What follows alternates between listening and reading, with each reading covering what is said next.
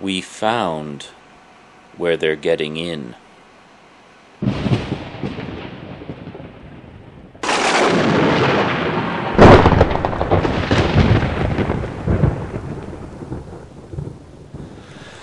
Greetings, everyone. So welcome to edition number 2 of the Ant War updates. That's right, folks. This is war! They're going down! Okay. Something interesting happened last night. I was cleaning out the juice traps and replacing them. Sorry, just some goop on my lens. I was replacing the juice in the juice trap. Juice traps, freshening it up for overnight, and I had to move a box because, well, let me backtrack a little bit. Okay, now first off, you remember I had a trap over here, and it was doing pretty well. And you probably noticed there was one of the bait, like the raid bait, ant bait traps was there too. You'll notice they're not here anymore. You'll also notice there's no ants here. Can it be? You're wondering? I hear you cry out. Have you eliminated the problem already? No. So, you remember I was showing you the corner where the garbage bag was and all the other stuff? And I basically cleared it out and saw a bunch of ants there. Put a juice trap, and it was doing pretty well, catching a lot of ants.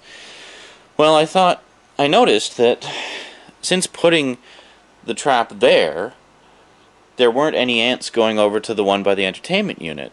So I thought, well, why don't I just put both traps over there, since that's where all the ants seem to be. Cool, okay. Now, in order to make room for the ramp for the second trap, I had to move this box, which used to be over there a little bit. Like, you see a bit of the index card there. It was over there. So anyway, I moved it, and what did I see but, see this space here between the wall, between the brick and the wood? That was full of ants. And you may have noticed when I was editing yesterday, just flick the night vision on, I noticed this gaping hole in the wall. Let's take a look inside. That goes right downstairs.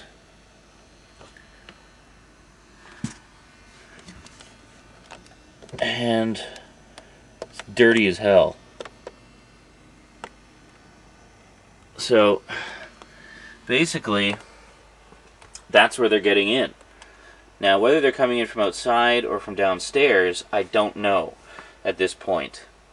But, if we take a look at how the traps are doing, look at that. And you can see there's a hell of a lot of ant activity here.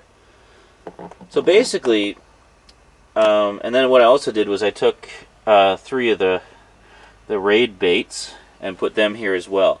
So the idea is that in combination, I'm hoping that it will eliminate the problem. So basically the juice traps are sort of cutting down the numbers of worker ants, and most importantly, confining them to this area, because they come out of here and they come out of here and looking for food, and they find the juice traps, so they don't go anywhere else. They go to the juice traps, either go in, get some juice and escape, or go in and die, as you can see quite a few of them have. And you'll notice actually this time it does look like there's fewer ants, which is really good. Which is a really good sign. So since doing that, I have seen precisely 2 ants outside of that area. So far so good. We've actually managed to contain them to that section of the house, which is a really good thing. So that actually helps a lot. Now that we know where they're getting in, we can actually deal with them basically right when they come in. So they don't leave that area. They just stay in that area, drink some juice and run away, grab some ant bait, and take it back to the nest, which is great if they're doing that, or just die in the juice trap. Now, I'm just going to go over here, because this camera is freaking heavy. Actually, hang on, I'm gonna hook up the tripod. I'll be right back. Greetings. Okay, so just before I go, I wanted to address a couple of questions that I got. I was just checking the comments, as I do obsessively. And I got a couple of comments, and I guess this would double as a shout-out. Hello to Forgotten Shadow, and hello to Carpe Noctem 66. Glad at least you two are enjoying the videos. Woohoo! I have 2 loyal fans. Awesome. Okay, so just addressing the comments in the order that I got them. Forgotten Shadow said, you should get a deeper container and make some bigger ramps. That way, even if they don't drown, they can't crawl back out. Well, that's a good idea in theory, and I thought about that, but the thing is, okay, these ants are really industrious little buggers, and they can cling to stuff really well. They climb walls. Like, I've seen them climbing the walls. As a matter of fact, there was one, I don't know if you can see, well, you see I think it's that one. Yeah, that light there, that lamp. Well, there was an ant hanging on the wall behind that lamp, like, all day the other day. I didn't bother to do anything with it because I knew if I flicked it, it would just fall behind the entertainment unit, so I just left it where it was. And besides, he wasn't doing anything, he was just sitting there. He just seemed to be kind of zoning out, watching the light. And he hung on the wall all day. He just sat there all day. Like, I went back, like, hours later, and he was still sitting there, just hadn't budged. He wasn't dead, he just hadn't moved. So, I don't know what he was doing, but he obviously had no problem hanging onto the wall. And then actually, just today, no, actually it was last night, one of the 2 that I've seen outside of that area, I saw in the kitchen, and it was hanging off the blue curtain. If you look, I don't know if you can see it from here, but oh no, it's behind the shelf. Hang on, sorry, spinning around. There. Anyway, it was hanging off, you know, the window that I showed you, the forest outside. And there's like a little sort of blue doily kind of curtain. Well, it's not really doily, but you know, like a frilly curtain. Anyway, it was one of the bigger ones. It was just hanging off the curtain, trying to sort of figure out where to go. And I was looking at it, I was like, wow, how the hell did you get up there? Like, that would have taken some effort. And then, you know, I admired him for about half a second before I flicked him into the sink and drowned him. So anyway, the point is, even if I got a bigger container, they would still be able to climb out of it. I mean, the only reason that the juice traps work as well as they do is because basically, you know, if you're drowning, you panic. Well, it's the same thing with ants, or with any creature, really. I mean, any creature, when faced with death, is going to freak out. And, you know, ants are all instinct-based anyway, so they don't really have any rational thought capabilities, so all they know is they're panicking and drowning, and they don't think, like, hey, if I calm down for a second, I can get out of this. No, they just panic and freak out. And it's just by pure luck, if they happen to drift over to the side and get a foothold, they can climb out. But, you know, 9 times out of 10, they just drown in the juice. So that's why it's effective. So really, it doesn't matter if I have a smaller container or a bigger container, they'll still be able to get out of it once in a while. But the main thing is, it seems to be working. Like, it does seem to be curbing the overall volume of worker ants. My theory was that, you know, if we killed the workers, then the queen would starve. Because really, when you wipe out an ant colony, or any kind of thing like that, the most effective way to do it is to take out the queen, because then they can't produce any more ants. So you take out the queen, then eliminate the workers, and then that's it. It's just a matter of, you know, a matter of time before they're wiped out. But yeah, so my thought was, if we wipe out the workers, who were basically the ones sent out to gather food for the queen and for the other ants, then the rest of them would just starve. Like the ones that stay in the nest would just starve and eventually die. I don't know how long that would take, but as you see, basically we're using a combination of the juice traps to sort of stem the flow of the worker ants and contain them to that area, and then also using the ant bait for those that don't go into the juice, but take some of the bait back to the nest in the hopes that it will take care of the nest. Then Carpenter 66 said, I can honestly say I've never seen a carpenter ant until now. Have any of them bit anyone in the house yet? Fortunately, no. My understanding with ants is very simple. I mean, I don't claim to be a big expert on ants. I'm basically sort of learning as I go as I'm killing them. But my understanding, and this is from when I was a little kid, is black ants good, red ants bad. Meaning red ants will bite the hell out of you, but black ants are more docile, basically. They just want to go about their business and do their own thing and really don't want to have anything to do with you.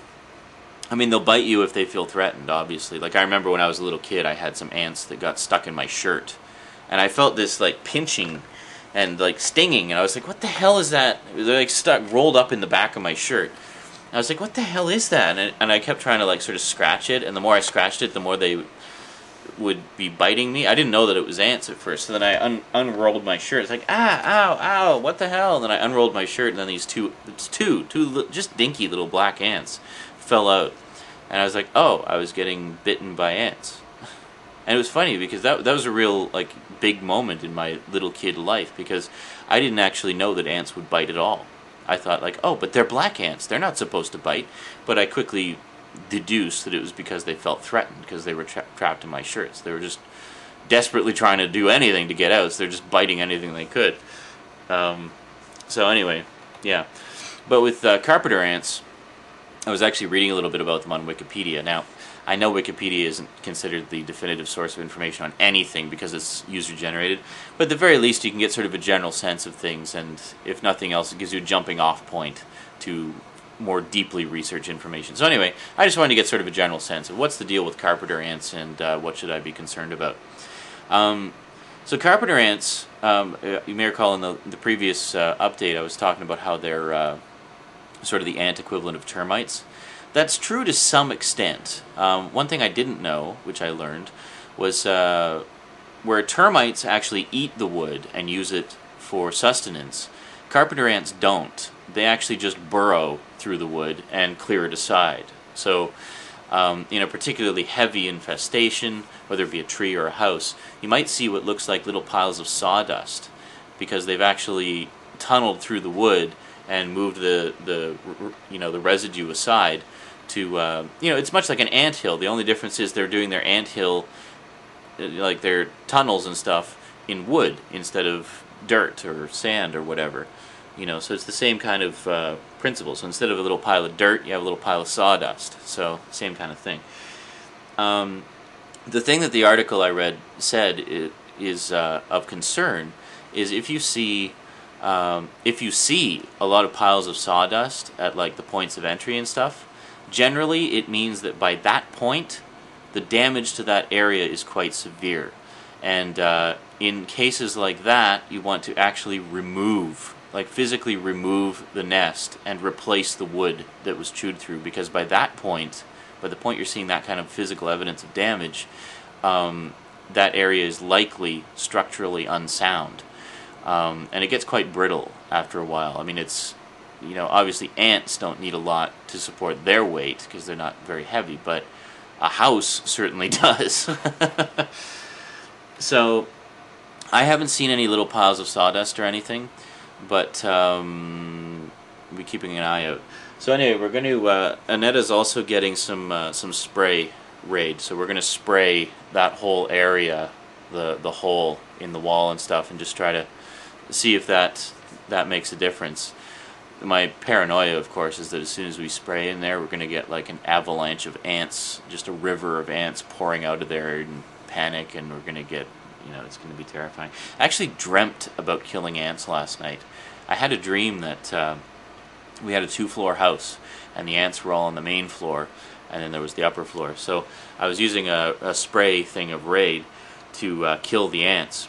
And for some reason, the ants were being led by a group of 3 stag beetles.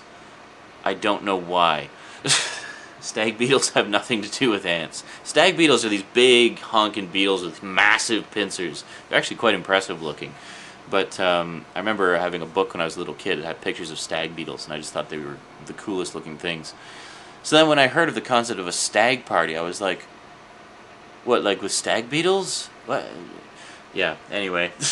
But yeah, getting back to your original question, generally no, they don't bite. And fortunately, none of us have been bitten. Now, but I was thinking, when you said that, like...